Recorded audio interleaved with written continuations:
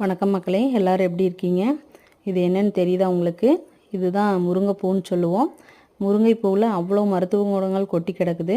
இது எங்கள் ஊரில் பார்த்தீங்கன்னா 100 கிராம் 10 ரூபாய் 20 ரூபாய்ன்னு பேக்கெட் போட்டு விற்றுட்ருக்காங்க. இது வந்து சீசன் காலங்களில் கூட யாரும் அதிகமாக பயன்படுத்துகிற மாதிரி தெரியல. கீழே விழுந்து கொட்டி வீணாக தான் போயிட்டுருக்குது. இது பார்த்திங்கன்னா குழந்தை பேர் இல்லாதவங்களுக்கு தேனில் கலந்து சாப்பிட்டுட்டு வந்தாங்கன்னா கணவன் மனைவி இருவரும் கண்டிப்பாக குழந்தை பேர் கிடைக்கிறதுக்கு வாய்ப்பு இருக்குது. அதே மாதிரி ஹீமோக்ளோபின் கண்டென்ட், தமிழில் ரத்த சோகைன்னு சொல்லுவோம். அதுவும் பார்த்திங்கன்னா தேனில் கலந்து சாப்பிட்டு வரும்போது ரத்த சோகை வந்து இல்லாமல் ஹீமோக்ளோபின் கண்டென்ட் அதிகரித்து நல்லாயிருக்கும்.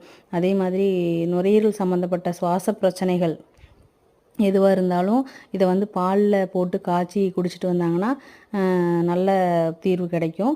அதே மாதிரி இதை வந்து பொரியலாவோ அவியலாவோ பருப்பு சாம்பாரோட கலந்து முருங்கைக்காய் சாம்பார் வச்சோம்னா அதுக்குள்ளேயே இதையும் கொஞ்சம் கலந்து போட்டு சாப்பிட்டுட்டு வந்தோம்னா நமக்கு நோய் எதிர்ப்பு சக்தி கிடைக்கும். அதே மாதிரி பாலூட்டும் தாய்மார்களுக்கு பால் சுரப்பு அதிகரிக்கிறதுக்கு பயன்படுது. எலும்புகள் பலப்படுத்தவும், எலும்புகளை வந்து நல்லா பலமாக வச்சுக்கிறதுக்கும் இந்த முருங்கைப்பூ பயன்படுது. அதே மாதிரி நரம்பு தளர்ச்சி, மனச்சோர்வு, மன அழுத்தம், இந்த மாதிரியான எல்லா வகையான பாதிப்புகளுக்கும் நல்ல தீர்வாக இருக்குது. அதே மாதிரி வாதம் கபம் இரண்டையும் போக்குது.